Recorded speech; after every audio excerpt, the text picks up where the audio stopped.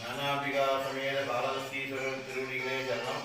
கங்காபிஷேகத்தினுடைய பலன், அம்பாள் தட்சனுக்கு மகளாக தடாகத்திலே சங்கிலிருந்து பிறந்ததாக ஐதீகம். அதனால் சங்கில் ஊற்றப்படும் நீரானது சக்தி ஊட்டப்பட்டதாக உள்ளது.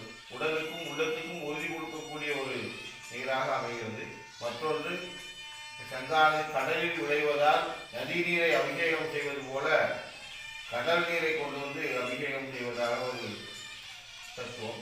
அடுத்ததாக, இந்த கார்த்திகை சோமவார கங்காபிஷேகம் என்பது திங்கட்கிழமை நடைபெறுகின்ற காரணத்தால் திங்கட்கிழமை சந்திரனை குறிக்கக்கூடிய நாளாகும்.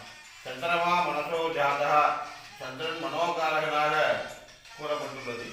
மனதில் உண்டான பிரச்சனைகள் அனைத்தும் மன அழுத்தம் நீங்குவதற்கு கங்காபிஷேகத்தை பார்த்தால் மன நிம்மதி கிடைக்கும். பக்தர்களுக்கு உடல் அளவிலும் மனதளவிலும் எல்லா விதமான நன்மைகளும் நடப்பதற்காக பிரார்த்தனை செய்து கொண்டு கங்காபிஷேகமானது நடைபெறுகிறது. பார்வதி பதையே